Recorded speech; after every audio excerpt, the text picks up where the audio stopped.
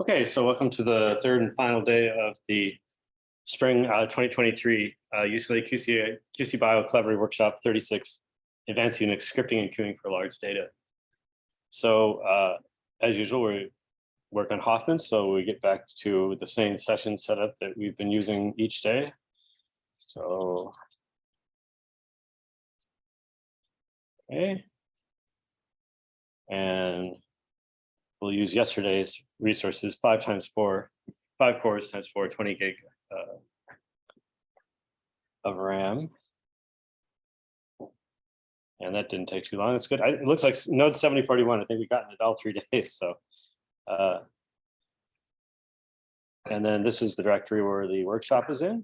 And then we use Python for VS Bolt. And then we have a Python virtual environment. So we activate that.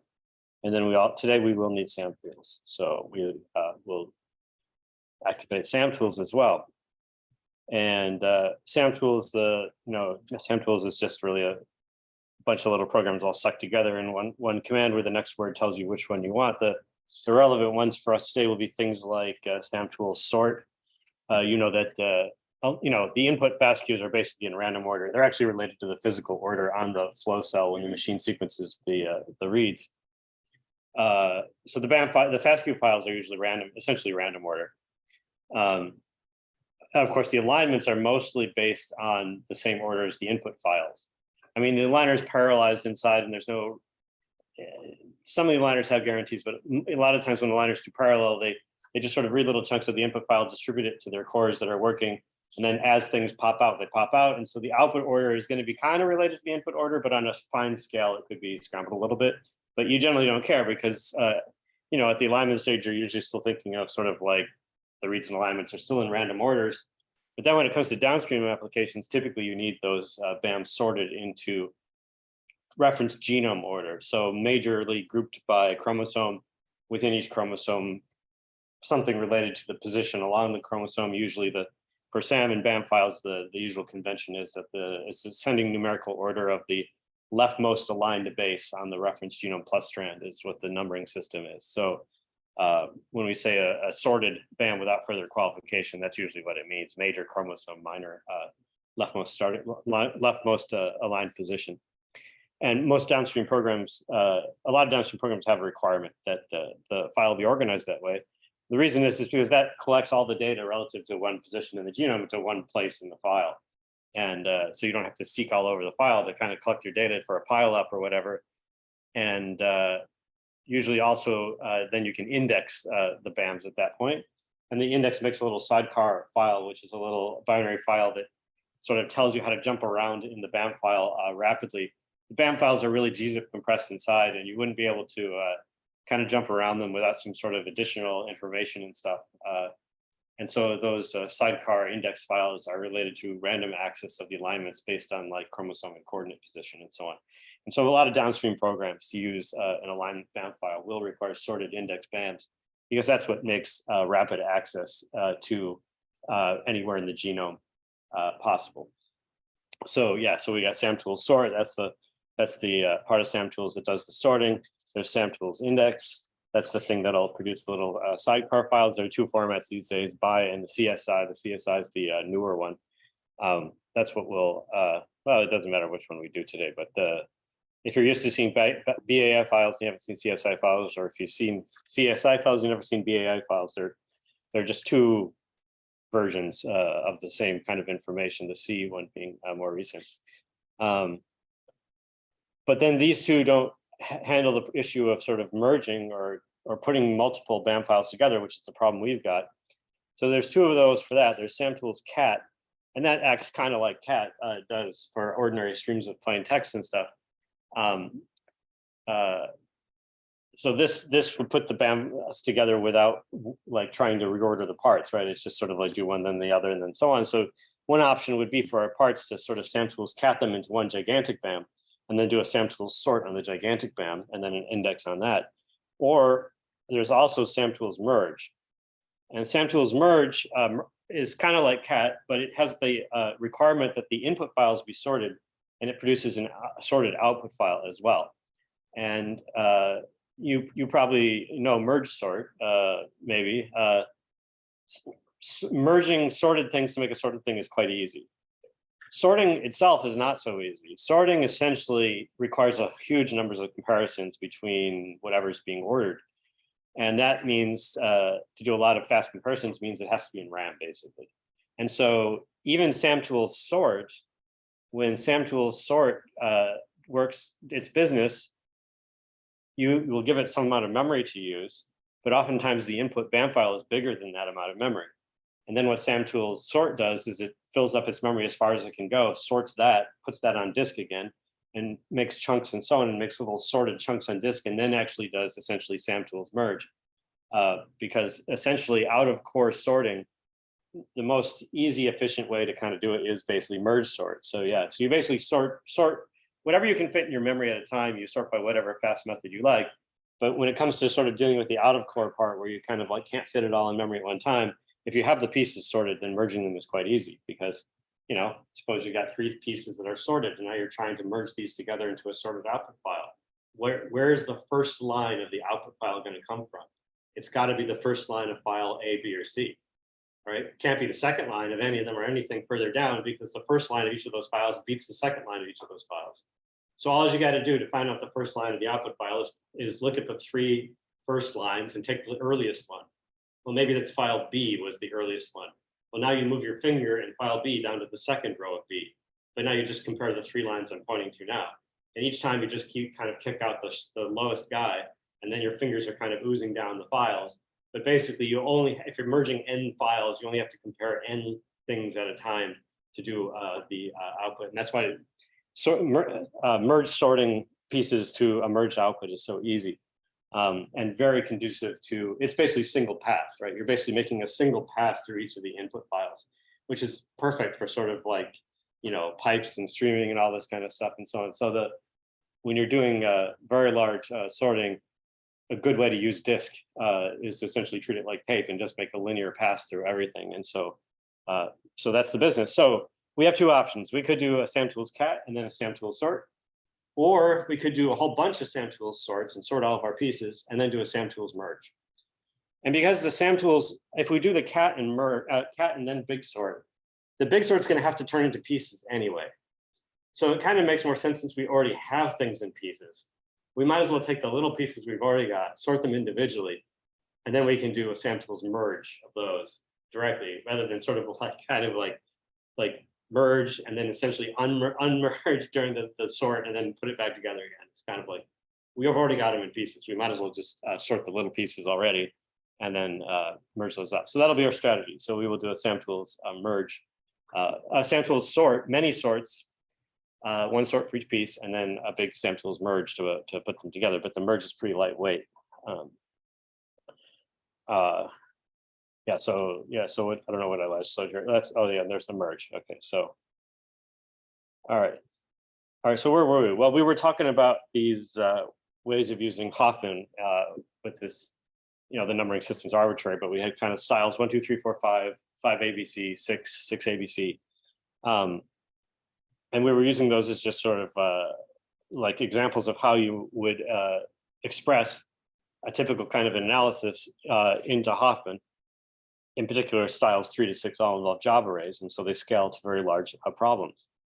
So this was our little, you know, fake pipeline for one pipeline, and this was a fake pipeline for second pipeline, and then an analysis was going to be running one of those pipelines followed by another pipeline, and then we pretended we just had 3 tasks, and the parameters, some of them stay the same, and some of them vary as you run the 3 tasks.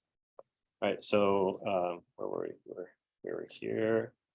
This is our little table summarizing kind of the features about them. The way, so, you know, number 1 was very different. Number 1 was just direct interactive use of a session. Doesn't use the queue system at all.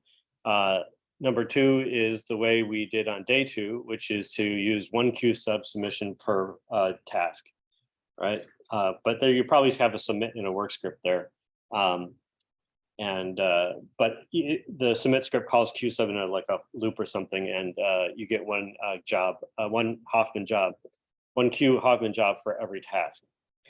Then there was ways 3 to 6, which involve job arrays, and I think we got about to like number 5 live yesterday.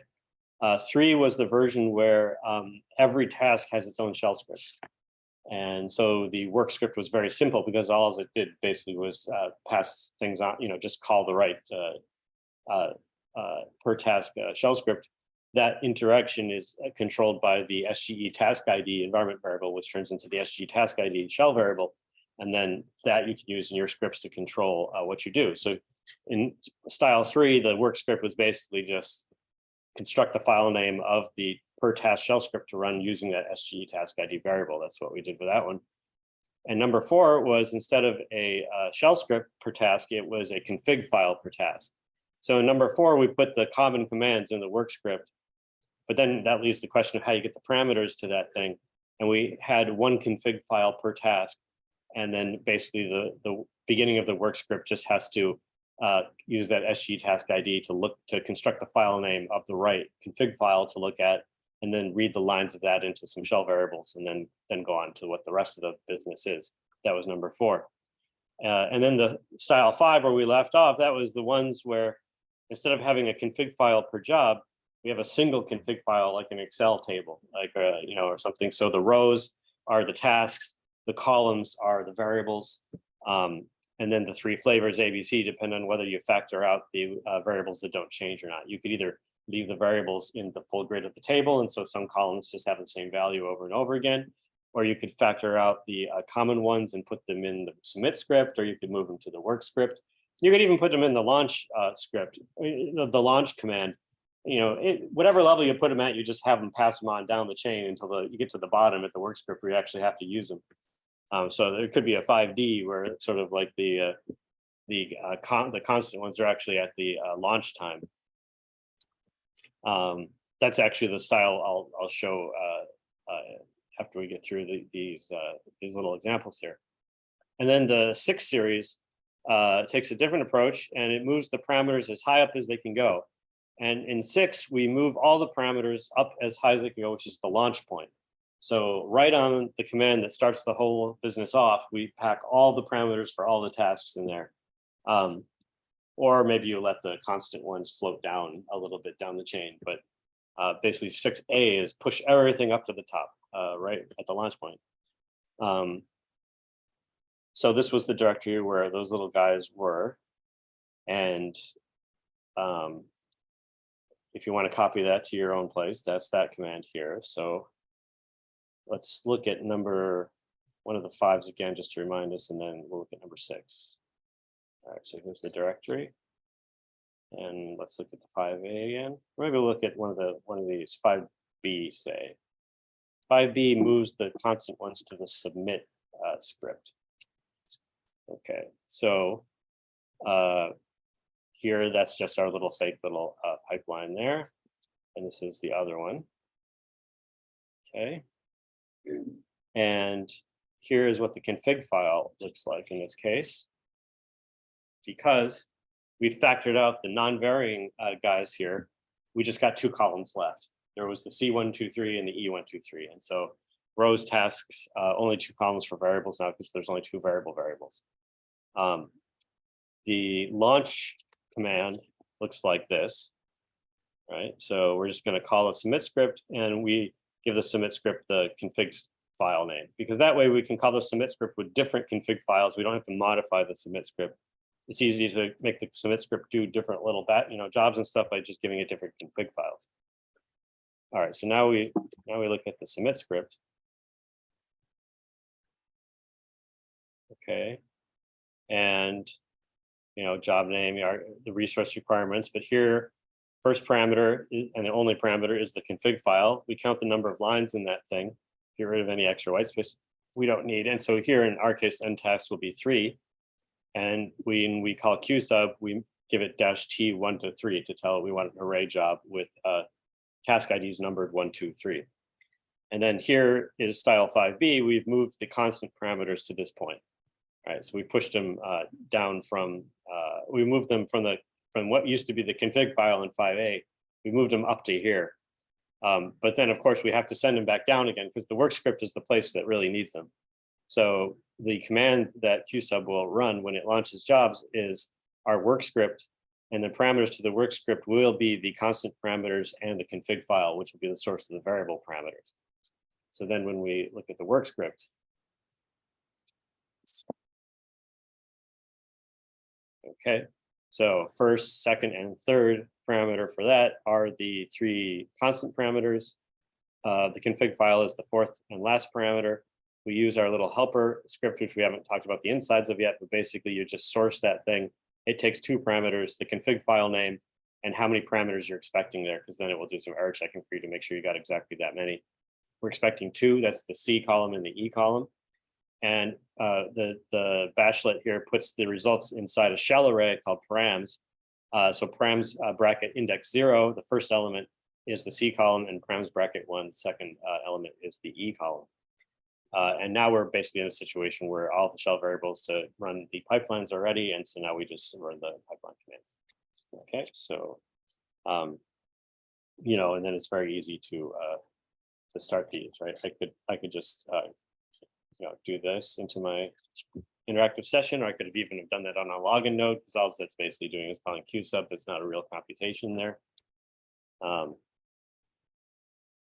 Okay, and then we have the array job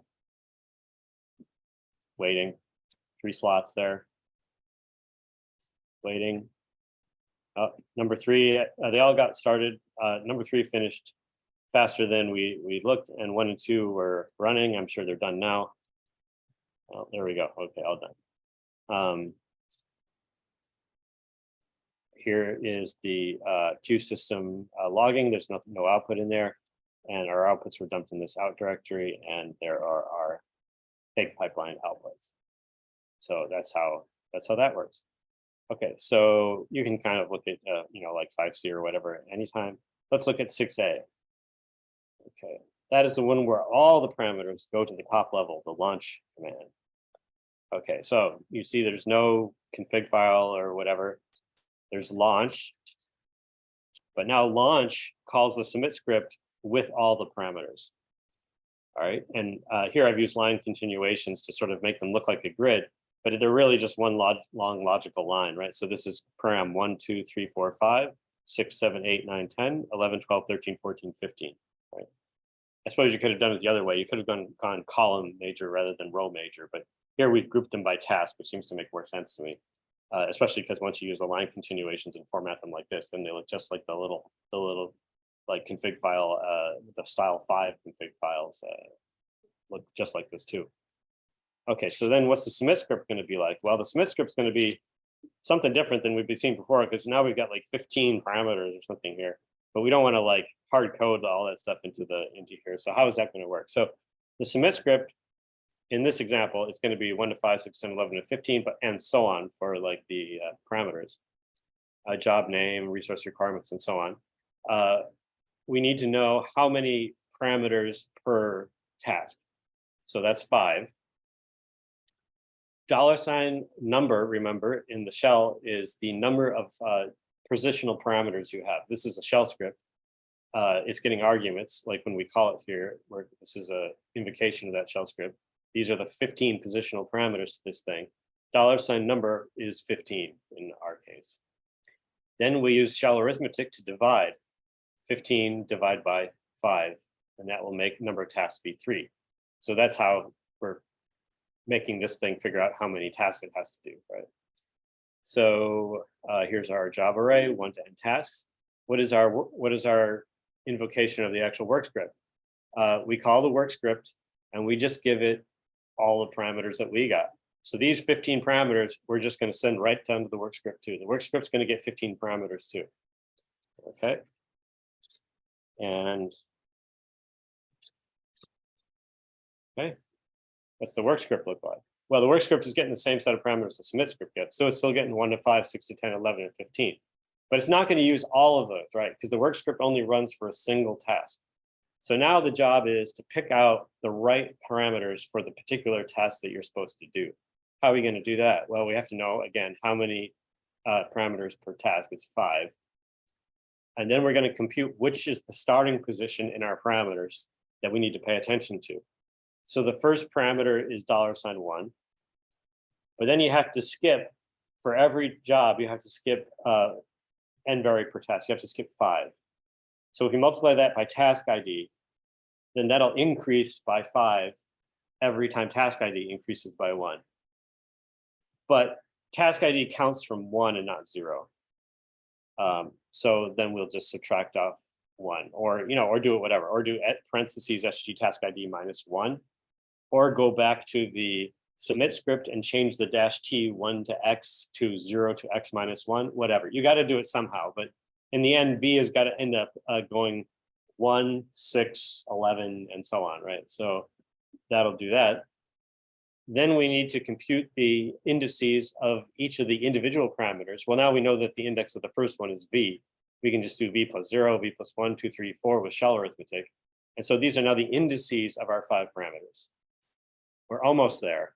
Now we just have to actually get, like if ix vary 1 is 6, because we're on job number 2, task 2, and we're looking at the first parameter of task 2 is the 6th positional parameter, then ix vary 1 will be 6 here. But now we actually need the value of the 6th parameter. We need $6. And there we use the indirection thing that we talked about. I don't remember which day, maybe day 1 or could be day 2. So then this uses ix vary 1 as the name of a variable. That'll be like 6, like $6. So this says use that 6 as the name of a variable, and then this will turn into like $6, and then this will be like the 6th value that we got as the arguments. Then we're ready to go again. So now that maybe that seems strange or something. The probably the most natural time to use style 6 is if the number of variables per task is 1. Because what happens then? Then all of a sudden it kind of boils away, and it's basically your job number is the positional parameter number you need to pay attention to. So you can essentially just do $ bracket bang SG task ID, right? If now we're at just 1 parameter per job, because now the task ID is directly which positional parameter you should look at, and so we don't need all that stuff. We can just do this. Now, why do that? Might sneeze. There we go. So the reason why that can be very convenient when you have only 1 parameter per job is that on the launch line, your launch line, is now your parameters, which is now one per job. Well, if your parameters are things like file names, you can just let the shell expand that, like right here or whatever, right? So now you can sort of kind of use the arguments of the submit script is just like, you can just like use like shell expansions and stuff and just directly start like treating this thing as like some magic command that will just do the job on each one of these or whatever. So it works less well when there's multiple arguments per guy, although there are cases when that can still kind of work okay. Like if you're doing paired end data and you've named all of your fast queues so that one of them might be main N1 and main N2, or maybe R1 or R2, and there's different styles for how you name your files or whatever. But how you do your patterns, if you actually wouldn't want to use them with these curly braces, because that would group all the R1s and then the R2s. You really need them interleaved. So if you just happen to name your files so that the part right before fastq.gz goes like 1, 2, 1, 2, 1, 2 for your main N1, main N2 paired ends, then this would still expand into little pairs of 2 file names or whatever. And even if we had n vary per task equal to 2, and those 2 things were the input file names, that would still work out and so on. So I'm just trying to motivate why you might find style 6 kind of appealing sometimes. You can kind of like just kind of use it as like kind of like any other command line command. And you just think of just sort of like letting the shell fill in the parameters for you from file names and stuff. Okay. Yeah.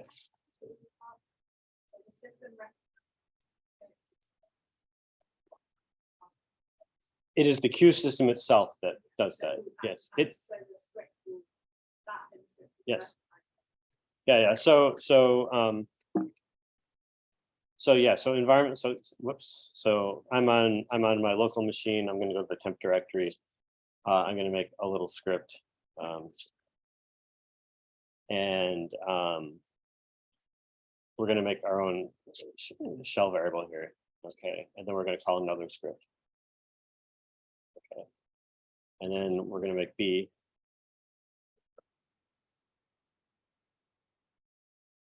And B is just going to print that out. But you don't see DEF getting set anywhere here or whatever.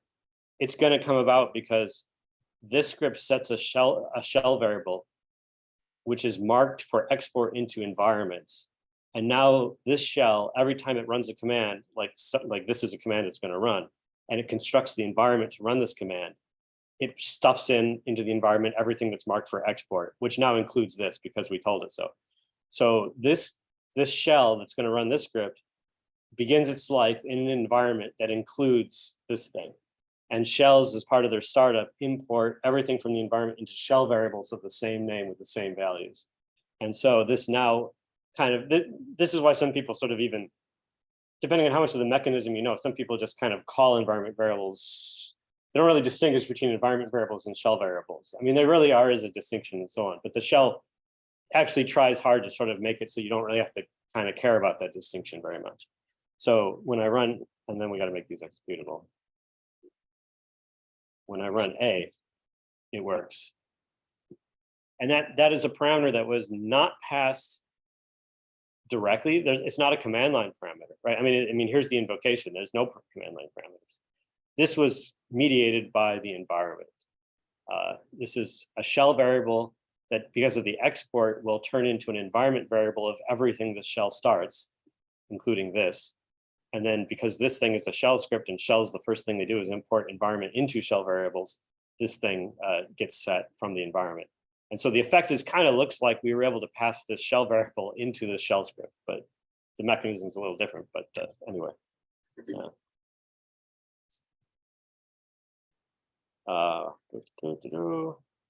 Yeah, so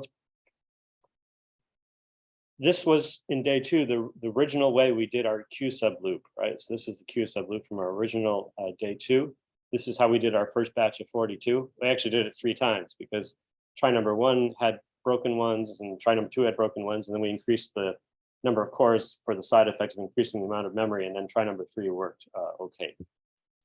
And the work script was this. We didn't call it work.bash, although, you know, once you kind of, I mean, probably you should have, because I mean, once you kind of, you know, giving things conventional names and stuff just helps you figure out what it is when you come back to it later and stuff. So, but anyway, so this was basically the work script, this little shell script here. And this little gray part was essentially the pipeline commands. There was essentially one variable parameter, which was the input file name. And there was one constant parameter, which was basically task and cores, because we have to pass the task and cores into BSBolt to tell it how many cores to use. So the task and cores was used here. It was given as an argument to the work script, and it was originally set here in effectively what was our submit script. So this makes this thing a style 2 setup, right? Because we're just doing this for Q sub, multiple Q subs, one for each task. That was basically the thing. So, but, you know, and that would work up to, you know, say 100 parts or so. But how do you go beyond that to like the point where you definitely need to use a job array? Oh, yeah, I found out what the current the current limits are, I think. So if you say my resources on Hoffman, but Hoffman feels slow today.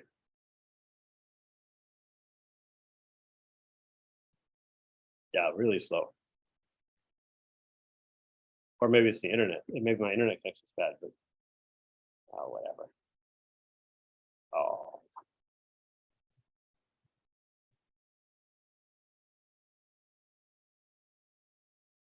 Should I switch to there's this in-room Wi-Fi. Oh, there we go, finally. Okay. All right, so this is going to depend upon your account on Hoffman and what you're connected to and so on. So I am a member of the group MCDB and the group MCDB2. That group has bought nodes on Hoffman that we have access to. Those nodes are in the general pool, but we also have privileged access to those if we'd like. So we can take over one of those nodes completely with adding high P to our -L resource list and so on. We can run jobs for 7 days instead of a day on these and so on. There's various, you know, if you purchase nodes, then those nodes are kind of special for you. So here there are 1, 2, 3, 4, 5, 6, 7, 8 nodes that I sort of have high P access to.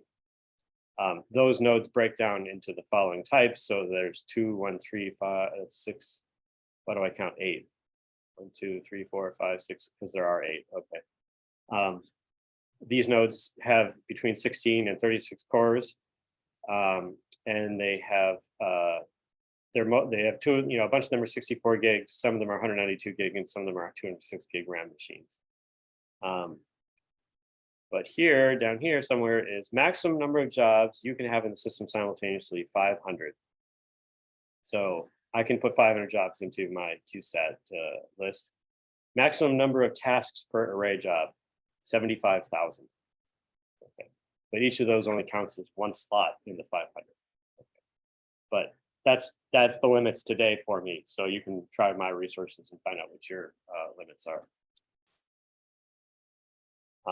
Then there's all these I don't know what all these are about, but it's like there's like individual users that have exceptions, and yeah, I don't know. This is all basically the way the Hawken administrators can do is that this queue system is very flexible and it can be programmed in a million ways to apply all kinds of rules or something. So you see various rules here that's like some people are allowed 800 slots, some people are allowed 400 slots, whatever. Some people are forbidden from things and so on, whatever. It's, these are basically the rules that apply to me, or at least the groups I'm in. Okay, so yeah, let's convert this from this style to a job array style, and let's choose, say, style 5. Style 5 is the one with the single config file. Okay, and the 5 ABC stuff matters less. Just depends on where you put the constant parameters. I think here we're moving one of the constant parameters actually all the way up to the launch stage. That's kind of like the 5D I was talking about. But depending on how you count, some of these other parameters might actually be like in one of the other scripts or something. It doesn't really matter. The major thing to pay attention to is just kind of where the variable parameters go and just the whole structure of the thing. And for style 5, it's a config file for one config file for all the tasks. That's the style we're going to convert this thing into. So here are all the parts on the slide. So this is the directory where this solution has been done. So if you switch into there, you don't need CD, just one CD, please. All right. So actually, you see, I had to run it twice. So we'll talk about that in a second. But the first round, okay, we're going to run all 42 parts, right? So, oh, it barely fits. There we go. So there's the first line is the cat of the config file. Here is our prompt again. How many lines are in here? I'll use the little GUI trick, right? So I'm going to copy that to my GUI clipboard, make a shell on my local machine, PB paste, pipe that to WC. There's 42 of the lines that I just selected. Okay, so there's 42 there. And you see the file names. Now, we're in this example, I'm actually going to try to organize the files a little better. We've been kind of working in a way where like we're dumping all the files into one place. Like that top level directory is getting pretty messy. And if I didn't move away like some of these other runs and stuff in here, this thing would have been really, really messy. And you really should organize things a little better than this. Like these part files, we should have all probably put in a directory and stuff or whatever. And then you got to make sure all your scripts kind of like based on what directory you run the script from and so on are going to refer to all their files from the same in a consistent way. So let's try to organize a little better this time. So we're going to have to do a couple stages here, right? We're going to do the bisulfite alignment. Then we got to do the SAM tools sorts. And then we're going to do a little other SAM tools thing. And then we got to do the SAM tools merge. And then we're going to have to do the SAM tools index. So those I'll call those stages, right? Stage 1 alignment, stage 2 SAM tools sort, and so on. So we're going to put each stage in its own directory. That seems like a simple, a kind of a obvious kind of way to organize the files. And then also, rather than just sort of like dump all the files into the same directory with the scripts and stuff, let's put the outputs in their own subdirectory as well. So that way, if we ran it a stage multiple times, we could have multiple outputs as subdirectories. It's kind of like you can see your scripts better. They're not just always littered up. And because once you have thousands of parts, you really don't want to have always have an LS that's full of thousands of entries. It's just isolate those into little subdirectories and stuff. So we're going to put the output files in we're going to have stage directories. We're going to have the outputs of each stage in a subdirectory. But then we also have to deal with the fact that the input files aren't going to be in the same directory that we're running at right now. So that's why what you see in this config file, the path names of the parts, which are the inputs to the sort SAM tool. This is the alignment stage. So the inputs to the alignment stage are the parted FASTQGZs. But that's why they have .. because relative to this directory, which is the directory that I'm going to run the scripts from, the input files are one level up. And so, because they're in .. right now, right? So they're here. So that's why we've got the .. slashes on front in the config file names. Now, how we could write a little script to generate this file, right? A little couple for loops, one for loop for the sample name, an inner for loop for the part name, and maybe some echoes. Or even if there's even almost enough shell to, we could even do it directly in the shell because of the fancy the comma stuff, right? So we could do this in this case because they happen to have the same number of parts, so it's easy. And then we could change space. That's going to separate them by space. Change space to new lines. That's basically the same thing right there. But the more likely way you'd want to construct that config file is to use ls, which would adapt to however many parts exist for each one of those samples. So we can do ls .. and then some pattern that picks them out of the mess that we've got going on inside the top level there. And there they are. I'd like them one file name per line though. ls-1. That is my config file. So I can just redirect the output of that thing into the config file. Done. So that's a very common way to construct config files, or at least the parts of them, is to just use things like ls-1 and stuff, and you can actually just have it fill it out for you. Okay. What's our launcher? So then what's our we got to talk about the three pieces in some order: work script, submit script, and the launch. Why don't we go from top down in the order that things actually happen, like the computer actually runs them in. So the next thing to talk about is the submit stage.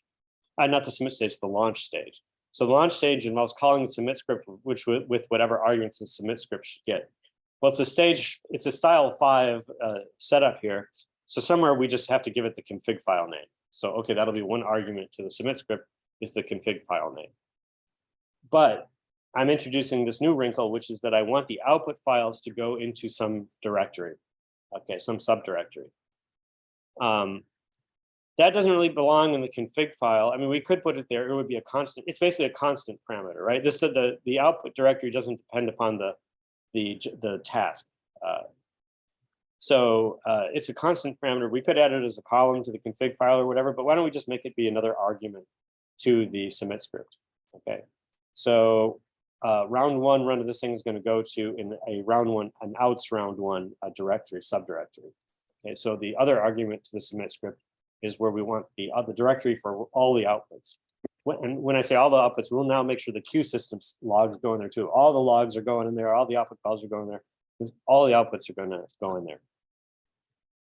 Okay, so now how about the submit script itself? That was the launch. Here is the submit script. Okay, so in the submit script, the usual stuff, job name, resource requirements, and so on. Here we're using day 2's third run, the successful run, the winner chicken dinner version. The 4 cores, 7 gigs per core, 28 gigs of RAM. That's the resources number 3 worked well with. And here, config file is the first parameter to submit, and we'll call outdir the second parameter, the directory we want to dump all the outputs into. Okay, the usual business. We got to count the number of lines in the config file to tell how many jobs to do.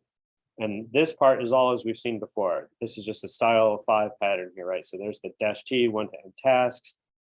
There's our resource requirements line, and there's our call to the work script. But now we've got to talk about this -O-E, and then a little bit here. So the -O-E is arguments to QSub that control where the job system the Q level logs go. Remember, we got those .Es, .Os, .Pes, .Pos. By default, it's in the same directory that everything else happens in. But if we want them in our output directory, we just have to tell it. So -O, outdir, -E, outdir. Now the Q system logs are going into the output directory that we want. How about the arguments to the work script? Well, there was a constant parameter task n cores. Remember, that was from the style 2 business, right? We had this constant parameter task n cores. Here, so we pass that along. Here's the config file, which is the other thing it needs. But there's now 2 constant parameters instead of 1. The other constant parameter is the output directory. So now we got to pass that along to the work script too, because the work script has to know where to, if we want to put its files in some special output directory, we're going to have to do that inside there. And so it's going to need to know what that is. The last thing we need to do is make sure the output directory exists. And so the very first thing we do is a make dir of the output directory. The -P is just an option to make dir that says, if it exists, don't worry about it, do nothing. If it doesn't exist, create it, but if it exists, don't worry about it. The -P also even works for the intermediate directories. So like if I make dir A, B, C, D here, well, with make dir, that doesn't work, because for that to work, A/B/C would already have to exist to make D be a subdirectory of C. But if I put a -P there, then it makes all the intermediate stages. So now it created A, inside A, there's a B, inside B, there's a C, and inside C, there's a D. So that's how you do that. That's what the -P is for. So yeah, we just make the output directory if it doesn't already exist. We do our usual Q sub stuff, making sure that the Q system level logs go into that directory. And we add as a new constant parameter to our work script, the output directory. All right, now we can look at the work script itself. All right, so the parameters to the work script are, first parameter is the constant parameter task n cores, as it was in style 2. This is parameter number 2 is a constant parameter output directory. That's a new one. We're going to have to use that in some new way, but here we are just grabbing it out of our positional arguments, our command line arguments. And the third one is the config file name. We then need the variable parameters that we use our little bashlet for, and we give it the config file name. And here we're only pulling out one column, right? That's the file name, the input file name to a line. That'll be something like .. / whatever. It comes from our config file. All right, so that the bashlet put the result in params, the index 0 of the params array. Here we just renamed that in GZF2 to match, like our usual conventions here. So, okay, so we're almost there. So the next thing to do is to construct the variable that we used to call outbase. That was the output, the name, the prefixes of all the output names. Like when we make the BAM file, we had the BAM file named in a particular way, right? We wanted this we took off the fastqgz and we added this .bsbolt reference genome name and stuff like that. And then bsbolt's going to add the .bam on the end and so on. But we need to make this sort of base output name that all the outputs are named by. This is a little trickier here though, because we want to keep this directory thing straight. We're now our inputs are in some other directory and our outputs are now some other directory. And so we need to get it all straight. So the first thing we do is we actually strip away all the path stuff that's in the input file name, right? The input file name is .. And in general, the input file name could be in some, who knows what directory, right? It could be an absolute path from someplace else in the system. It could be, maybe you have to navigate around your local files way. Maybe you have to do .. /A/B/C, whatever, who knows where they are, but there's some path to get to them. And the config file's got that path. But in terms of constructing the output file names, we don't want any of that path stuff, because the directory we want the outputs to go is outdir stuff. And we don't care where the input files are. We just need the name of the input file without the path stuff. So how can we do that? We use one of the little shell substitution things. Hash mark, you might remember, is the thing that's related to prefixes. Double hash mark is longest prefix instead of shortest prefix. And so we can use as a pattern */. So #/ means remove the longest prefix that ends in a slash. And what does that basically mean? It means remove everything until the last slash, basically leaving the stuff at the right end, which is basically the file name, without all the path stuff that involves slashes. So that's perfect, basically. So this, for us, this will basically strip off the .. but this would have served to remove dot dot slash dot dot slash dot dot slash a slash b slash c slash blah.fq.gz. It would have gotten rid of all that path stuff, just giving you the file name part. Now we're ready to compose the output name.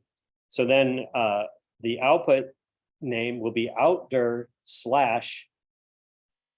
Remember, outbase here is the input file name without the path stuff. So we still got to strip away the .fastq.gz and then tack on the stuff we wanted. And then the rest of the suffixes come from later on in the code. But this is us basically constructing the output file name in the directory that we wanted, independent of what directory the inputs come from.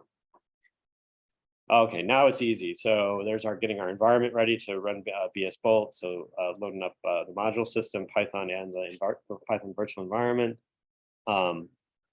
Here is everything as it was before. You know, we have VS Bolt write its things to outbase -- inprog. It'll add the .bam.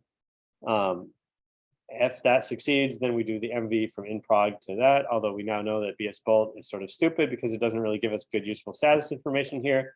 So you know, I mean, that's a bug for them that we should tell them and they should fix, because then that would make this more useful and more reliable. In general, I would say that, say, programs that are written, say, in C or C++, something like star for RNA-seq alignments, or say BWA itself or something, those tend to be written by people that are, you know, really into computing and stuff, and so those usually take pretty good care to do their error reporting pretty well. When you get into scripty languages like Python and so on, then they're usually not so good, because it just depends on the person, and often they're just written in the case that assumes that everything works.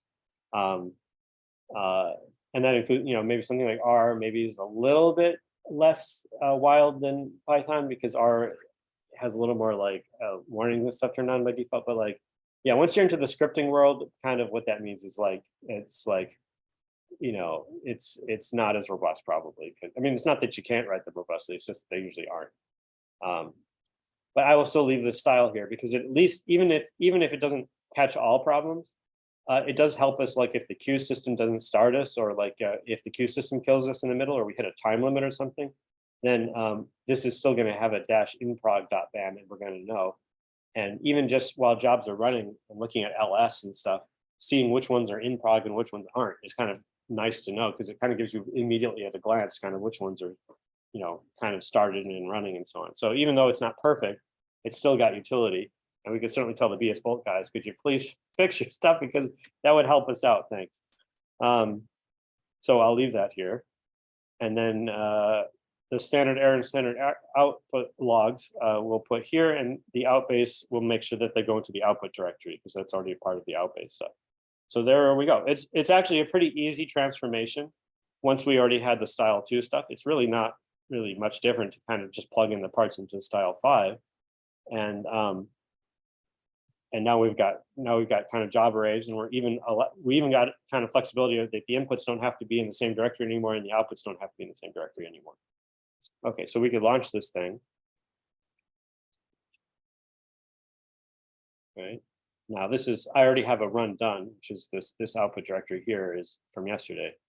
So I will, when I run this, I will change the output directory name to include some suffix like live, because now the live ones will go into their own output directory and they won't collide with the ones that I've already got done.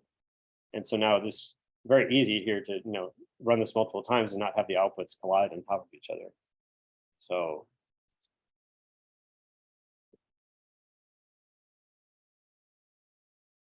yeah, this just feels very, very slow.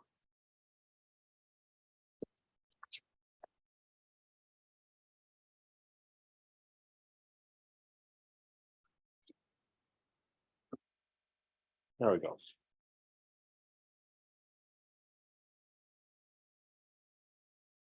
And one's running 42, one left at launch. 2 is running, and so on. Okay, so they're starting. Now notice that it created the output directory, and I'm getting no files here. That's because all the files are in there now. So, oops.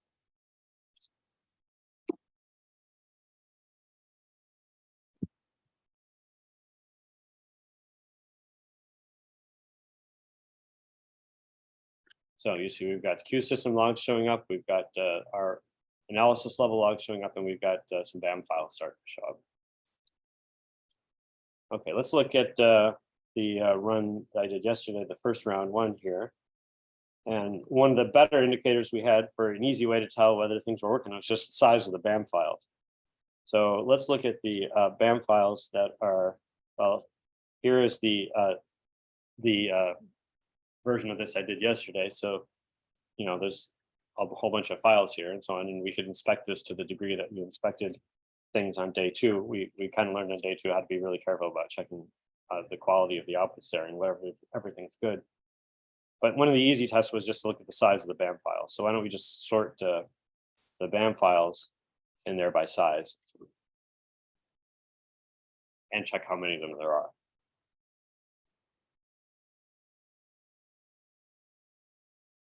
Well, those look good. There are two, part 21s are smaller, of course, and the rest are all about similar. How many of them were there? 41. 41. 41. Who's missing? Well, yeah, I mean, from the file name there of the directory, it's obvious, but I'm going to take away the sort because it's easier to see when they're not, you know, when they're in sorted order. So here is 7. Yeah, I mean, I could kind of, I could try to isolate it, you know, binary search it down here. So here are all this first sample ones, copy, pu, paste, WC. There's 21 of those, that's good. That means there must be, somebody is missing in this guy. And you can just kind of like 1, 2, 3, 4, 5, 6, 7. There's no 7. No, there's no 8, 7. There's no sample ending in 8, 7th part missing. We could, now this is with the big resource requirements, right? This is after we raised it to the larger number of cores and stuff. So, and I didn't have to fake this. This is the way it ran yesterday. I'm sure the live one today will probably be just fine because it seems to be doing that. But okay, we now need to figure out which to kind of figure out what's going on. We could look at the error messages. We do actually have part 7 started. We have analysis logs for part 7, but they're both empty. Well, that's not helpful. There is one other place we can look though, and that's the Q system logs. There are no POs or .es, but there are .os. And now we need to know what job number it was. The easiest way to do that is just to ask the config file, right? Because that actually is the thing. The nth line of the config file is the task ID. So we need to find out which line of this config file is the 8.7. grep is a good way to do that because one of the options to grep is line number -n. So we can grep -n with whoever's missing. This one, this is the thing that's missing. And we're looking for that in the config file. It's line 28.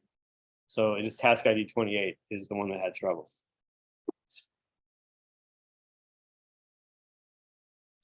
All right, now we look at the 28th, whatever this one is here. .o for job task 28, right here, it's this one. Well, big surprise, it's the guy with the weird size, so. Well, look at that, it started, but I don't see a finish line. And we have no BAM and whatever, it died early somewhere for whatever reason. Before we really dig into that, I mean, maybe first reaction is just, let's just rerun it.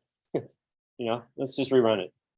So that's very easy with our setup because all we need to do is make a new config file.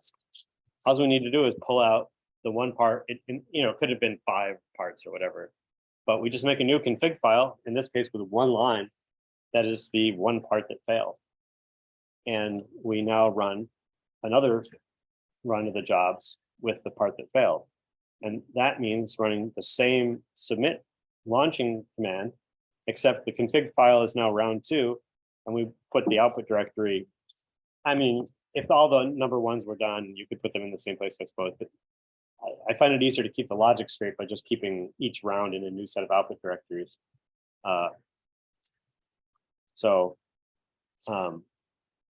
you go. So this is the redo run that I did yesterday. And this time it it worked, right? So here's a full size BAM and whatever. I mean, it's just whatever.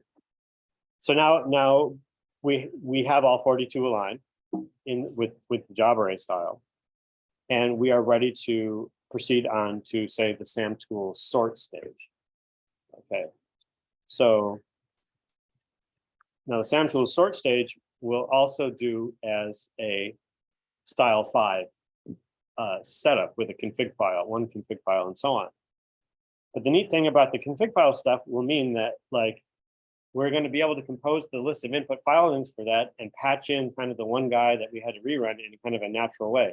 So the stage 2 SAM tool sort, the input files for that are the BAMs, the good BAMs, right? You know, and so on. So relative to this directory that I'm going to run stage 2 from, which is this thing, how do I get to the input files, which are the good BAM files that just came out of stage 1? I have to do ... to move back up. Then I have to move into the stage 1 directories. And then I have to move into the output directories that are relevant. And then I need the file names for that thing. Except for part 8.7, which didn't work in that one and has to come from the other output directory and so on. But here now you can see how you could compose the inputs and pieces from whatever sources you need to pull them from. Okay. We talked about all this here. We could talk about the universal helper script, how that works inside. Other than that, we're at the point of basically composing these. When we do this later, we'll do this later, and then we're now talking about how we do the rest of how we put these per part bands back into per sample band. Because the original point of the whole computation was to basically do it as if the alignment could be done directly on the big file. And so we want to now compose the per sample bands so that you know, we took this big detour through parts and then putting that together. We wanted to do this, but we had to do this, but we haven't done the join back stage here yet. So SAM tool sort, how is that going to work? Well, it's pretty easy. You can just like copy and paste like the stage 1 directory and then make some little changes to the scripts, right? So what are the changes to make? Well, first of all, the config file has to point at the new input file names. I was just showing you that. And here we can make sure that we pull the problematic part from the redo run. Okay, so that's the config file. The launch then would be very simple. The launch will just be the stage 2 submit with the stage 2 config file into some stage 2 output directory. Okay, and then the submit script will be, I change the job name. So the SAM tool sort needs an amount of memory. It also takes its memory in per core, I think. And the problem is, though, is that if we literally give it exactly the same number we told the queue system, it's like, does it use a little more than that or a little whatever? It just seems safer to sort of, the queue system should aim a little higher than what the sorts are going to do. So here, if it's going to be 3 cores, 4 gig per core, we're going to tell the sort to use 4 minus 1 equals 3 gigs of RAM. That way we know we're sort of like on the safe side of the limit and not sort of like floating around sort of the boundary. So then this becomes the parameter, the constant parameter that we pass down here. So the task n cores and the sort gigabytes of RAM per core are parameters that eventually need to find their way to SAM tool sort. So they are constant parameters, and they will get passed around like this. The other constant parameter is going to be the output directory because we're doing stage 1, 2, 3, 4, and so on. With the style we saw with stage 1, where the outputs all go into their own directory. So these are the constant parameters. This is the config file with the variable parameters. The rest is all as we've seen before in the stage 1 example. And really, except for changing the parameters that get passed around, the only other place that really has to change is the work script, right, where the actual commands are. So what do? We just kind of give our command line parameters, the constant parameters, and the config file names. We pull out the one entry we need from the config file, give that a variable name. We compose the out base name by stripping off the path stuff from the input file name. There's more path stuff than there was in the first example, right? And now when we strip off path stuff, that's like all this stuff is going to go away, right? And then this is the base name that we use to construct the output stuff from. So that strips off the path stuff. That puts the outer slash on the front. We get rid of the dot bam. We add dash sorted. And now here's the actual command. So essentially the real point of each stage is to change the little business that goes here. So now we do SAM tool sort. We got to look at the SAM tool sort help to know what the right options are. So what are some options that are interesting? You could change how hard gzip works inside. We're not going to do that. Dash M, memory, maximum memory per thread. And you can stick a capital G on the end for gigabytes. Default 768 meg. What else might we want to throw here? How many threads to use? That's how many cores to use and so on. And the output file name, -O. There we go. So those are the options we probably want to use.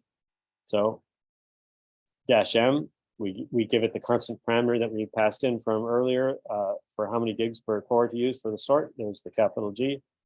Task n cores, pass that to -- threads. I'll explain this in a second. Here is the output file name, which we will name as blah, blah, blah, -sorted, -- in prog. There's the input file name. And then when that succeeds, then we do the MV to remove the in prog, keep our logs and so on.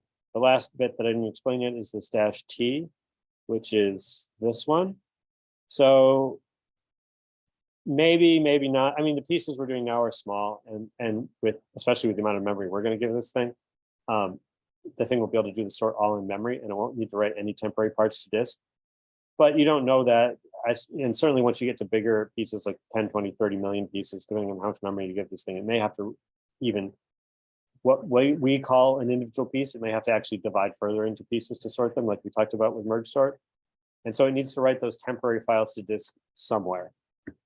And where it puts them by default, it might be the variable temp, which the system, or maybe it's temp, or maybe we don't have anything with temp.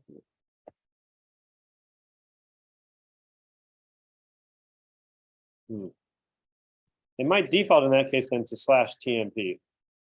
/tmp is on the local node that you're working on, but it doesn't have a lot of space usually. I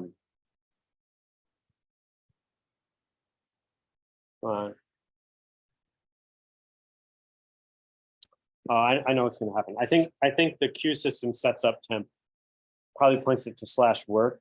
All right, so in my interactive session, I don't seem to have a temp variable set. I think the queue system, when it launches a job, sets temp to something like /work. And a lot of programs will look at the environment variable temp for where to put temporary files.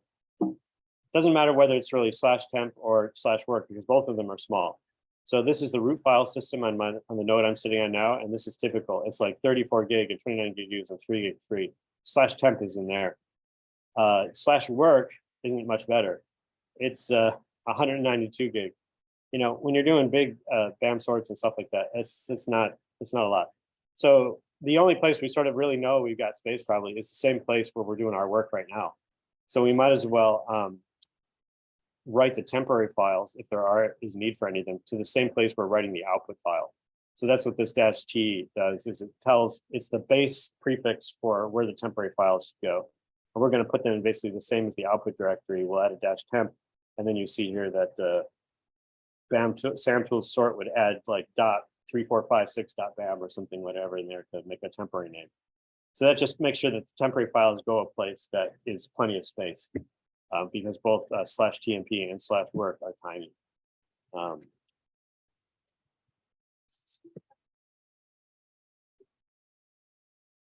Sorry.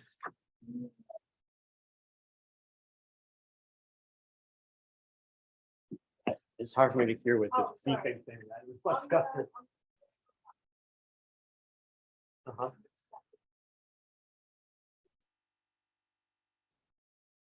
Uh-huh.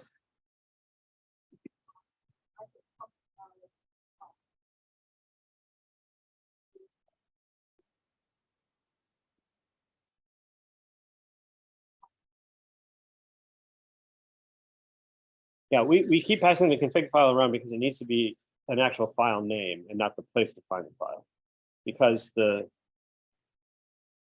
place where that argument eventually goes is this guy, the helpers, the universal helper script. And inside there, he actually needs to open up the file.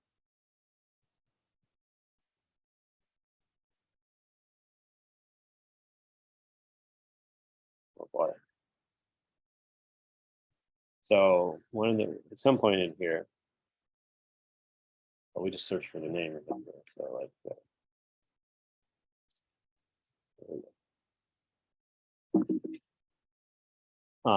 that's him pulling it out as his first argument. This is the helper script. And then that's a use of it right here. We count the number of lines in it. And then the real use of it is right here. This is the line that reads the SGE task ID line of the file into the params the params array. So this read is a shell built in, and we're telling it to read, disable escape sequences, read into a shell array variable. Shell array variable name is params. By default, that'll read from standard input, which is the script itself. We don't want it to read from there. We want it to read from the right line of the config file. So this thing gets a redirection. Your input comes from this, which is a process redirection that says the input stream comes from running the output is the output of running this command, which is tail -n plus SG task ID, because when you say tail -n plus 5, it gives you from the 5th line onward. Tail's input comes from the config file, and then the read will just read the first line. I mean, it's actually kind of written all backwards, right? You should read this one really from kind of right to left, which is open the config file, send that into tail. Now you're down at the SG task ID line, like the 5th line. That goes into read -a params, and that's what loads up, and that reads one line and loads up the params array with the values from that line. So we need the name of the file, and not just a directory. We need the name of the file. And the reason why, I mean, we could just make up a fixed name and call it config.txt, but it's more flexible to let it be a file name, because that way, as we saw kind of with the stage 1 alignments, we were able to run the same submit script more than once with a different config file to handle the reruns and stuff like that. Whereas if we had hard coded the name config.txt into something, we'd have to modify wherever we hard coded it. Yes, that one's complete. That's why I call it universal. It's good. There's absolutely nothing in there you're ever going to have to change. It's just, it works for multiple runs, but also for multiple full setups. I mean, this is just a little helper script you copy around with you when you need one of these style 5 things. Okay, we should take a break. It's 2:40. So let's take a 5-minute break.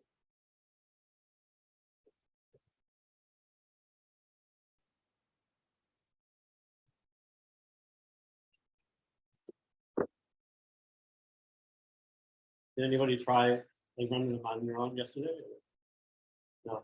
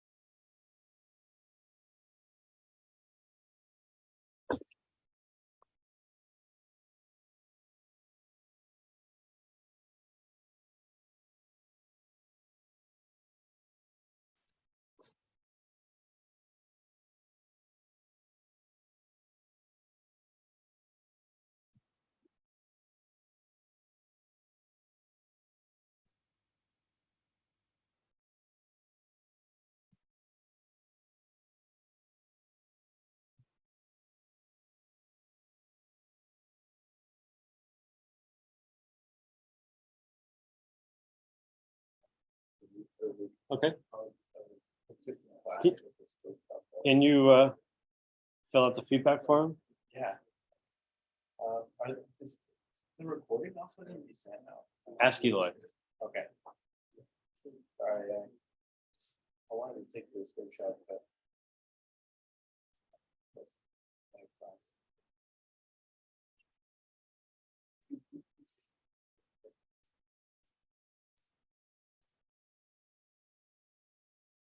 While we're waiting, if you make sure you fill out the feedback form, either you don't have to do it now or whatever, but do it today, please.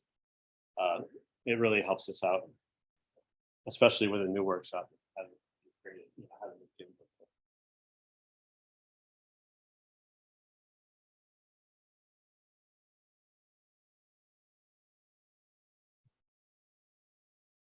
You were out, but it's great if sometime today you can fill out the feedback form. Yeah. So the QR code there, if you get your phone or whatever. You should be able to do it.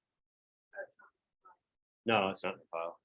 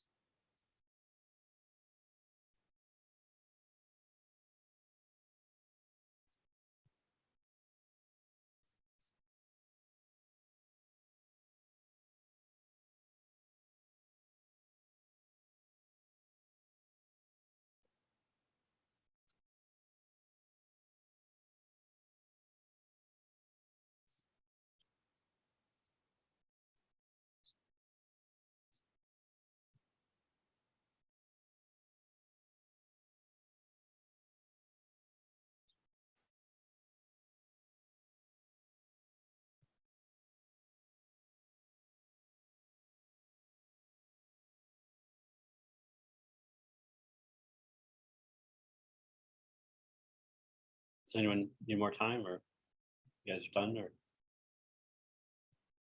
done?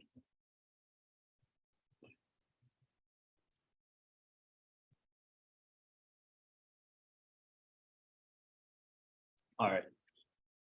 So we were looking at the SAM tool sort.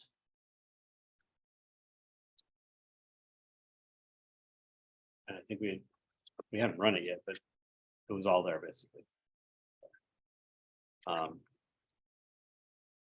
Since the launch commands, which I mean, you could just just copy and paste this and directly issue it. But since I've also packaged them up inside a whole script, you can start them just like that, and so on. then we can move on to stage 3. Now, this is kind of a little stupid detail, but BAM files have a log of every program that's touched them. There's these PG comment lines at the top. And I'm not really aware of any program that really uses those. I mean, programs put them in there, but I don't know of anything that reads them. But they don't work very well for things that have been done in parts and put back together. Because I think SAMtools merge, say, which is going to be the first point where we combine parts together. It decides to take the header from the first one, I think. So that's not really accurate because it really should keep like merge all the PGs from like all of the parts or something. Anyway, it's a pretty minor issue because it's kind of the PG fields are kind of like a comment anyway and so on. It's a little misleading though to kind of have like the PG line, which will have all the file name details and stuff in there, and have it only refer to like part 1. I mean, probably the biggest danger is that you yourself would eventually come back and look at the file and say, this is just a part 1 file or something. I don't know. The solution is basically just get rid of all the PG comments. I suppose to make this concrete, I should actually show you what these comments look like. But basically, the next stage is just a stupid stage too, which is to just recopy the sorted ones and strip away all these comment lines we don't really want anymore. Because once we put the files together, then they're not going to make any sense. So here is stage 2 outputs, although I think I just launched stage 2 and set them. I didn't do that and send the live ones to a different place.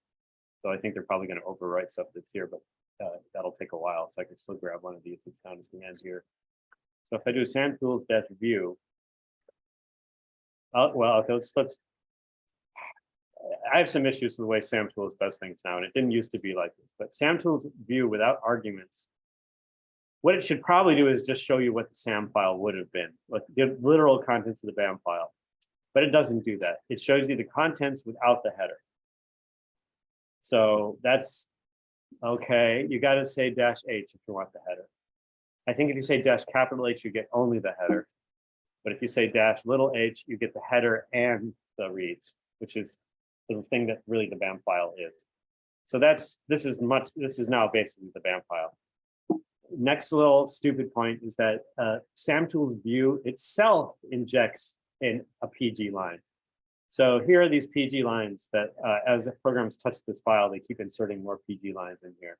So this line actually isn't in the BAM file. This is a line injected by the SAMtools-view that I'm doing to see the BAM file.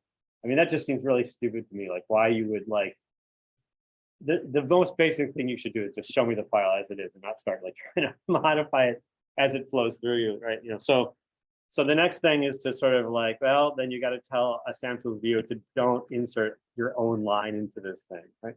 So literally to like see the contents of the BAM file as it really is, you have to add -f no pg -h.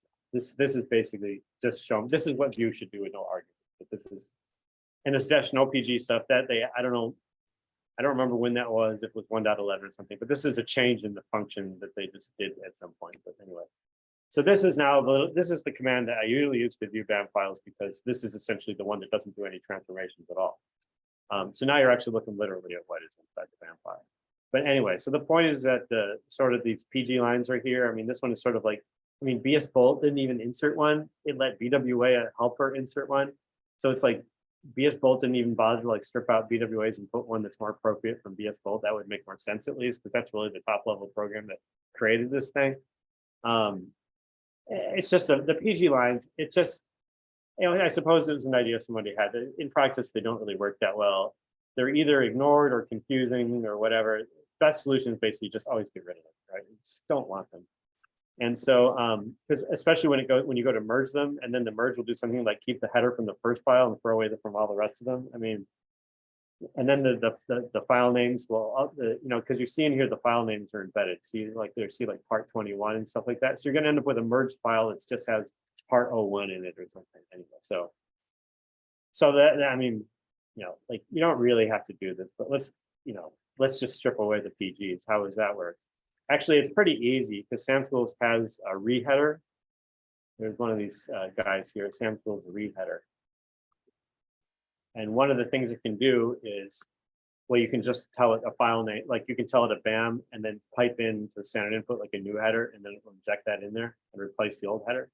But an even easier way to use it is that it will call a command and feed standard input to that command, the old header, and the standard output of that command will become the replacement header.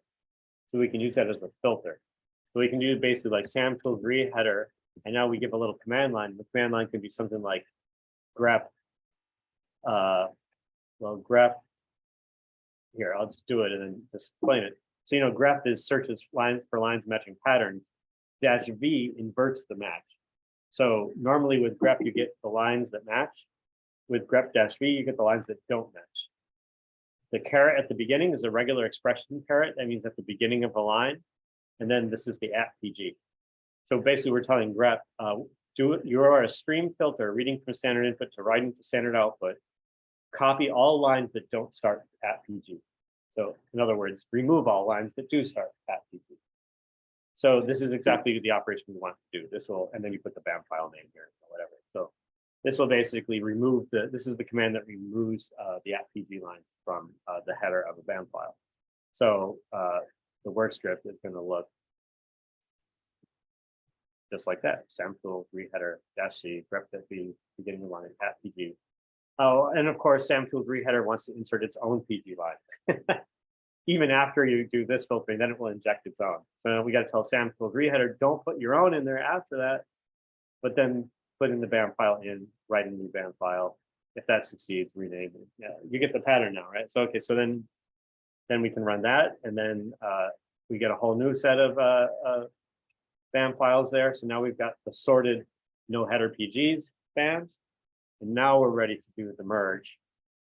Okay, so now we're ready to do the stage 4 merge. Now this one's a little different because there's now only 2 jobs, right? This is a point where it's majorly changed. The jobs are now per sample and not per part, right? Because now we're merging parts to a sample. The job is 1 per sample, not 1 per part. So the config file is going to look like this.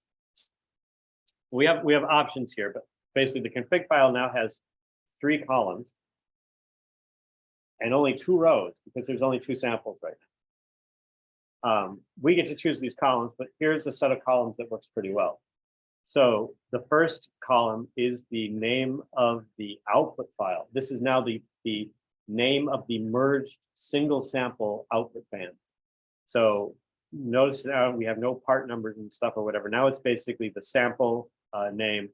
I left the head in here because remember this whole workshop we've been using the 10.1 million cut down heads or whatever. I mean, our scripts are now powerful enough and so on to handle the full size files and stuff, but at the moment our data is the 10.1 million read heads. So this is basically the input sample. This is details of minimal details about the alignment.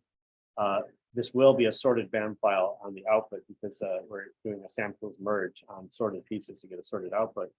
So this is now what we kind of want one of the output files to be named like. Now the question is, how do you associate the input files for that? Because now it's the input files are all those part files. The easiest thing to do is let the shell, some kind of asterisk expansion, figure out what all the part numbers are and stuff. But how can we do that? Well, maybe I'll show you the work script first. The work script can do something like this, right? Basically, there will be a star in the middle of the pattern that will expand to all the part numbers. But then we need something on the front and something on the back to kind of pick out the things that are just for this sample. So it's easy to just make the config file have that stuff on the front and back. The prefix and the suffix of the thing that you want around the star that expands into the names of the parts. So that is what the other 2 columns are for. So this is the prefix of the input files. Then there will be a star that the script will put in there and expand into all the files that match. And this is the suffix to control the expansion. So we can try out one of those here to verify that it's working right. So if I take the prefix, what does the prefix do? Well, we have to back out of the stage 4 directory, // we got to go into the stage 3 directory, into the stage 3 output directory, the name of the sample, and that's basically about the right point to put the star. So there's that, and then you would put the star, and then you have the suffix, and the suffix is the bam. You know, so this is the suffix, and that will expand into. Okay. And that will expand into the input part file names. So that is why the config file now looks like this. Okay, with a wider window, it's more pleasant now, I guess. But I don't know if you can even see it. It's pretty tiny. So the launch is now the stage 4 submit script with the stage 4 config file. Make stage 4 output directory here. The submit script has job name, the resource requirements, whatever. We got our usual 2 at least, the config and out there. There's really no other parameters floating around here. The work script is just going to get the task in the cores because actually the samples merge can be it takes a thread parameter. So we pass that in, the output directory in the config file, and then we were already looking at the work script a little bit. But that's going to go like this. Now, when it goes use the helper to pull the information out of the config file, now there's 3 columns we're pulling out of, right? So first parameter is the bam out file name. The second parameter is the prefix for the inputs file names, and the last parameter is the suffix for the input file names. The output file name is listed in the config file without the output directory, which is fine. Or we could have embedded the output directory there and not taking the output directory parameter here, but just to keep more consistent with our other stages, the way we did it is that the config file here has the output file name without any directory. So we have to transform the bam out by sticking the output directory on the front. And then we call samtools merge. And what does samtools merge take as options? The most basic options are basically the name -o and the name of the output band, and then the name of all the input bands. And there are just some options here, most of which we don't need. There's going to be number of threads. We'll need that. And that's about it. Notice there's not even really a big memory parameter here because as we were talking about with merge sort, merging sorted things does not require a large amount of memory because it's only going to need to remember 1 line from each input file at a time. So this is not a high memory operation at all. In fact, you don't need many cores either because this is essentially an extremely I/O intensive operation, and basically single threaded is going to work. I don't think these threads actually help all that much here. It's not high RAM, it's not really high CPU. This is a high I/O stage.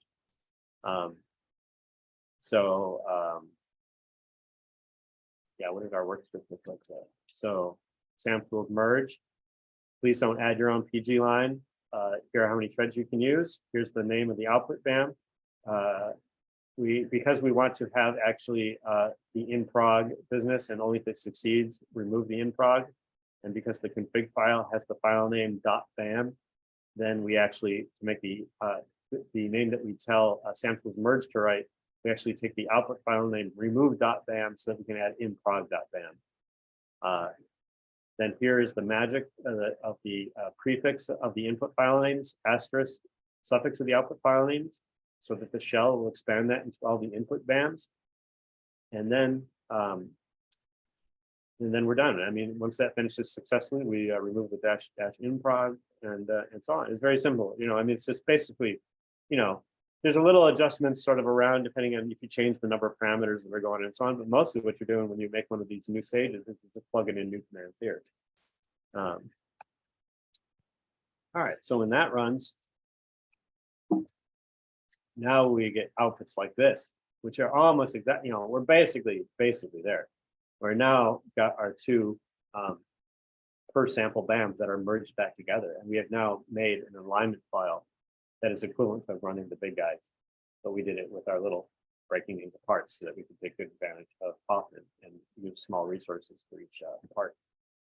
So the very last thing to do is to index this thing so that random access is possible. Because a lot of downstream stuff likes index sorted BAM, and we haven't done that yet. So I didn't make a stage 5, but let's make a stage 5 now to do that. So here's how you would make the next stage, right? So we're going to need a directory for that. So that'll be stage 5. And that'll be samtools index is the right command for that. Okay, so we're going to go in there. All right, and let's look at the, stage 4 is a template or something, right? So that's what stage 4 looks like. So let's copy some files from that stage 4 directory here. Well, we could actually copy, the config file, we could just make a new one. Well, I don't know. Let's just copy everything except the output directory, right? So what is that going to be? So we could do config.tsv, launch.bash, submit.bash, work.bash, do it here. Dot is the current working directory. All right, so I just copied those over. They're not named right. I mean, the contents are wrong, the names are wrong, but it's a matter of progression here. So I want to name them all similar to the way I named the others. Stage 5 samtools index. They're named stage 4 samtools merge. Well, let's do a little shell loop. I could do a whole bunch of NV commands to rename them, but we're into shell loops now. So for X in actually all 4, everything in this directory needs renaming. So for X in star, do MV something with X to something with X. Done. The new file name should be a substitution of stage 4 samtools merge replaced with stage 5 samtools index. Okay, so we just did the rename. Now we got to work on the contents of these things. We need the input files. So that would be back up a level.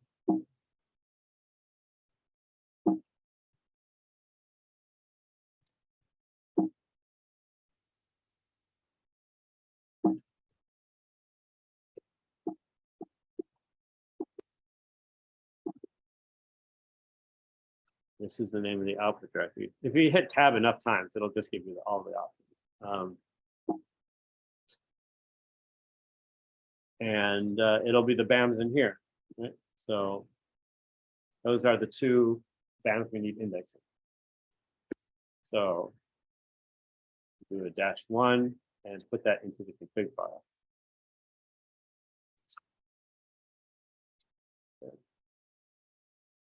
That's our input files. Okay, now we're into the launcher here.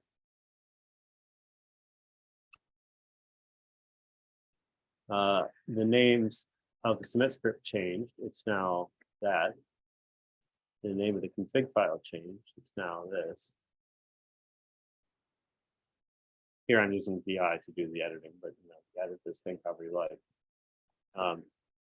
Actually, the output directory is a little bit of a tricky business here. The way samtools index works is I think it always wants to write the sidecar file right next to the BAM file that's on an input file. So, we could sort of, to have the cleanest kind of structure, we could actually copy the stage 4, the work script could copy the input BAM into our output directory for stage 5, and then we could index that one. That kind of keeps our flow very nice. It just makes another copy, yet another copy on disk of these things. So we could choose to just sort of dump the index back into the stage 4 output directory. I don't know, we got choices here, but the one thing that we haven't really covered here is if you're really doing a big one and you have limited disk space and quota, how do you deal with it, right? Because eventually the limiting factor is going to be disk space. And especially if we're making stage 1 and stage 2, stage 3, stage 4, and you keep them all together, every one of those is multiplying your disk space by another, it's another copy. It's adding up. So one thing you might have to do is that once a stage finishes, you delete the stages before, or you might have to do a stage in pieces. Or if you're really confident about how things are going, you can have stages. Once a stage does that MV and replaces the, renames it from inprog.out to just .out, you can have it delete the input file, right? You got to be pretty confident at that point. But if you're really tight on disk space, one thing to do is sort of like, as you finish each part, you actually delete the input that made that part, and then you kind of only are keeping the latest thing at a time. And as the computation proceeds, if you're doing stage 3 to stage 4, pieces of stage 3 are disappearing as the outputs for stage 4 are appearing. And so that way you're trying to sort of keep the stage 3 plus 4 usage more similar to just a stage 3 or stage 4 by itself, rather than sort of building up from 1 copy up to 2 copies. And then maybe then you kind of look and see and then delete all the stage 3s and drop back down to 1 copy at that point. Instead, you kind of try to like stay just at like 1.1 for a while as you kind of do the computation. Yeah, I mean, how fancy you have to get with the disk stuff depends on how tight you are on the disk space and stuff. Let's just be profligate here. So we'll copy the input BAM to the output directory and index it in the output directory. Make yet another copy just to keep the kind of the style of each of these stages the same. So that this stage 5 will take an output directory as well. So so there they go. Okay, so that was the launch. Let's look at the submit. All right, so we should change the job name. Okay, 2 hours is going to be plenty. Indexing isn't really heavy operation. I don't know. I mean, I'm not worried about the resources. You know how to optimize resources now empirically, so I'm not going to worry about that. The only 2 parameters to submit script are the config file and the output directory. Okay, and the name of the work script has changed, so we need to change the work script name. I'm going to copy and paste this. Oh, you saw there, I did Control Z to put bash and put the VI in the background. Now that VI is in the background, so that I could go here and copy and hit GUI buffer this file name, and then I did SG to bring VI back to the foreground. Okay, there we go, and now the last thing to edit is the work script. Okay, work script.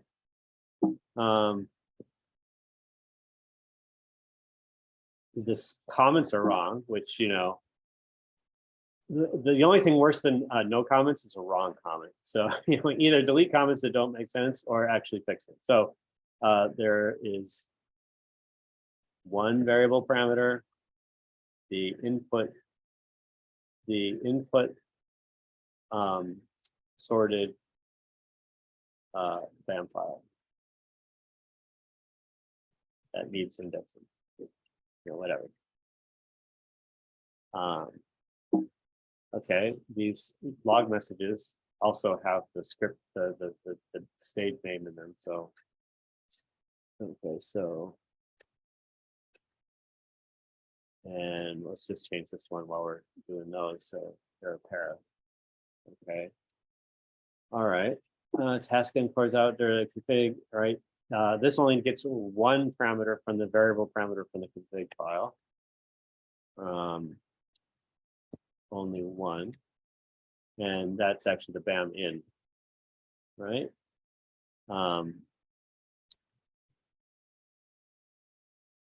Right. So actually, now to construct the output BAM file, if we're going to do this business now, where we actually bother to copy the input BAM as another copy into our output directory, and then we'll index it in the output directory. So we won't touch the situation in stage 4.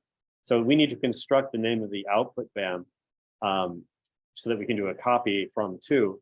Remember, this BAM in is going to have path stuff in it, so we got to use our little trick to get rid of the path information, which I think we last saw in stage 3 or something. So if we go back to stage 3, wait, we got to get the prefix right. So it's BSI blah blah blah dash stage 3 path completion. We need the work script of that, whatever that is. Here was our little bit, yeah, this business, right? So this is the business that strips off the path lights. Okay, so I'll paste that here. The BAM out, whatever you want to call it, is BAM in, delete all the path stuff. Then BAM out is outdir / BAM out. We don't have to change, we don't have to insert stuff before the .bam here because the BAM file is actually not going to change at all. We're just going to add a new index file. So that we don't have to add like more words inside the file name to indicate what stages have been applied to it or whatever. So that should be the output file name. I mean, if we wanted to like kind of like pre-flight, especially when you get into complicated transformations, it's a good idea to sort of check them out. So, one value that BAM in is going to have, it's like the first line from the config file. So I can grab the first line of the config file, assign it to BAM in, and then I can run these little 2 lines of shell code here, and then check what the heck BAM out is going to be and see if that looks right. Oh, so we'll also have to set out there, right? So out there is, whatever out or something. So grab these 2 lines here, run them. Let's check what BAM out looks like. Oh, slash dot dot dot dot BAM. That looks good. So especially as you're developing little shell script bits and so on, you can sort of like break out into a little test shell and sort of set up the variables as kind of how they would be at that point and things, and just check out stuff and sort of like alter the little code bit as the time. You don't have to like keep testing it by running the whole thing over and over again. You can just sort of test little pieces until you get them right. And that's how you can make fairly complicated scripts work the first time, rather than sort of like trying to debug them all at once. You kind of build their little pieces and test them in little pieces as you go. There we go. We activate SAM tools, and now we're going to need to do the SAM tools index. And what the heck parameters does that thing take? Pretty basic. You choose your index format. The default is by. If you want CSIs, you do -C, and then you just give it the BAM file name. And I think if you omit the output file name, it'll just do .bam.by itself and put it next to the input file, which is fine. And then you have to use an @ -, and that's the number of threads. For some bizarre reason, this one does not take double-dash threads like all the rest of the SAM tools ones. I mean, SAM tools is a little bit of a chaos inside. It's not very orthogonal, and I mean, I don't know. Every little program of it is kind of like a little weird, but here we are. So we don't even need any arguments except the -, I guess.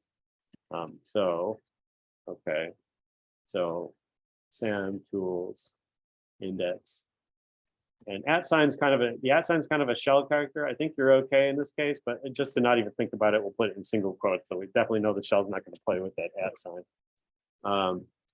And that will be task and cores. And then we need to give it the input file. Oh no, except we decided we have to first copy the input file to the output directory first. So we'll use CP for that.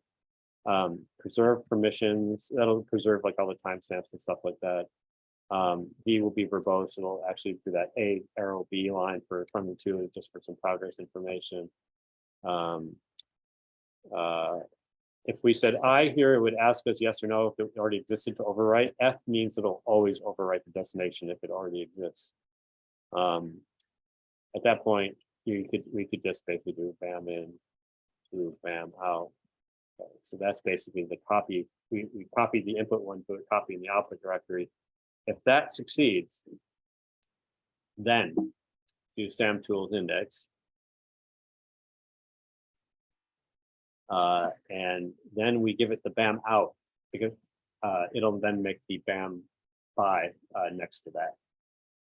And we can't really do any of this like in prog renaming and stuff like that, because the output file is created by SAM tools, and it has to be named bam.by.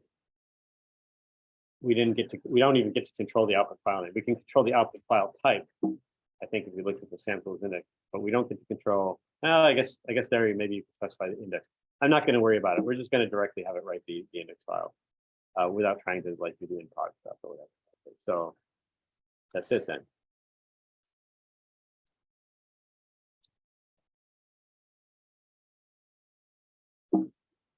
Okay, and that'll be the log file. Oh, the BAM out will have a .bam on it. Yeah, we probably don't want the .bam. So actually, the way it was probably right. BAM out, remove the .bam suffix, replace that suffix with .standard out. Remove the .bam suffix. Replace it. Okay, looks pretty good. Looks pretty good. All right.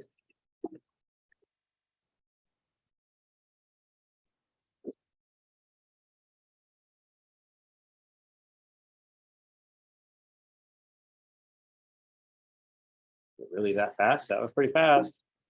Makes me worried. What does the outputs look like? Oh, something went wrong. Something went wrong. We've got empty standard. It looks like our shell variables are messed up. Like something was not named right. Oh, we didn't copy the bashlet. We didn't have our helper script. Okay, well, that output directory is garbage. Get rid of that. And we forgot to copy the little helper script.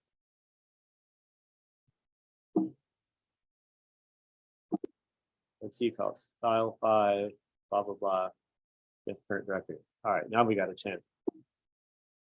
That's why our variables were empty, because the thing that was supposed to set the variables didn't run. All shell variables aren't set. And when you're not set, you act as an empty string. And then we didn't check that we actually like successfully were able to source the script and stuff. So anyway, but now you saw the utility. There are some of the log files and stuff. So there was kind of really obvious once we looked at this log file that, oh, we didn't have the little bashlet. Okay, so let's try it again.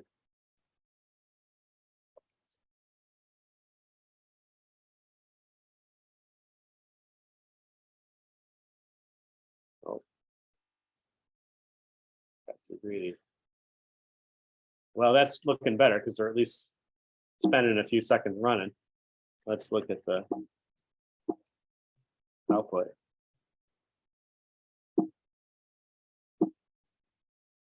Oh, I just copy and pasted it at that point. Having trouble with it. Oh, did we name the output directory merge? There was one more place of merge that I didn't change the index.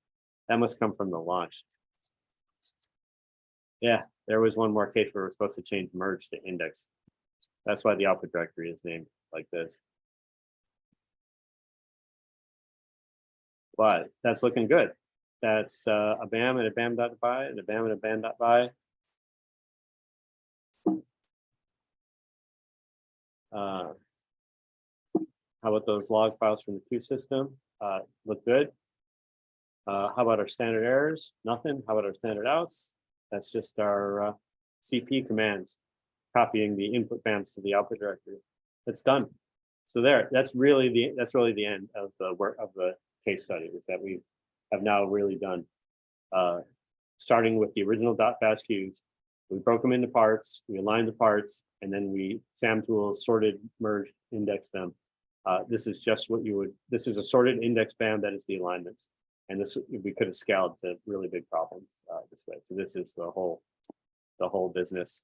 I suppose before we go here, we should correct this little mistake here. This should have been called, the output directory should have been called SAM tools index.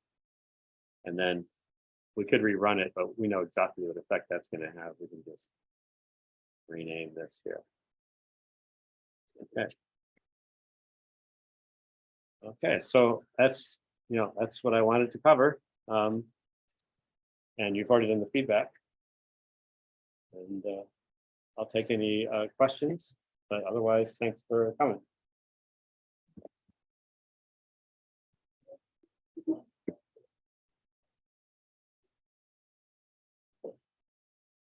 Did I not make them readable to you guys?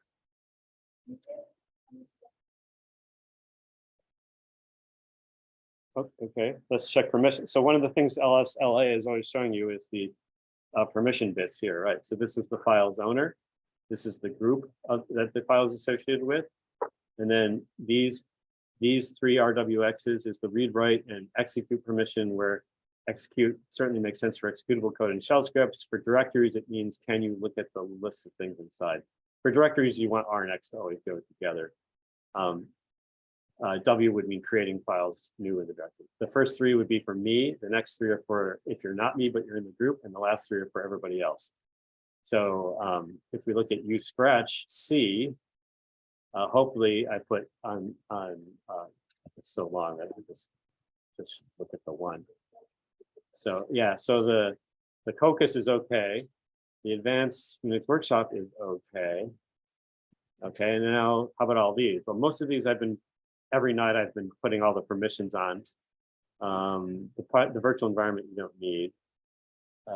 Okay, so there's this one. The ones we were just doing, you don't have them yet. Okay, so we need to chmod a plus rx, everybody. It's that one, and then inside, looks like the output directory is going to need them. And is that it then? Yeah, that should be everything. Let me know if there's any others.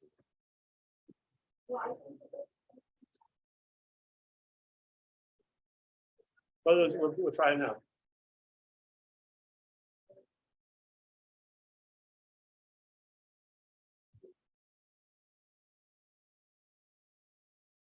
Oh, okay. That's great. You're trying to use the shell pattern with SCP, which is great. But there's a little trick to that because do you want that shell pattern expanded on your local machine or on the remote? When you do the SCP, command, your shell is going to try to expand that on its side. You need to prefer that instead of expand it on the other side. So you need to add an escape character so that it makes it to the other side as a function. So yeah, it's pretty cool to use pattern with SCP, but you got to make sure that if it's a pattern on the front side, you escape it from the local. So yeah.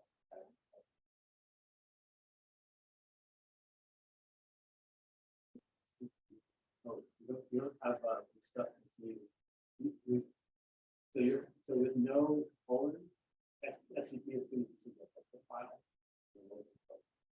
Activate. You have to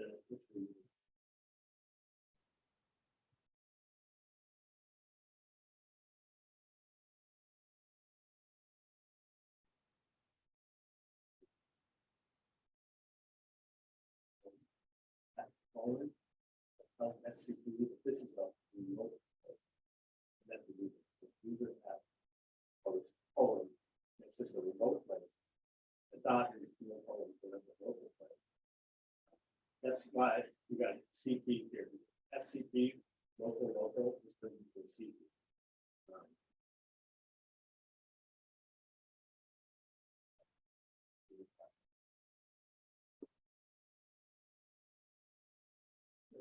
Yeah,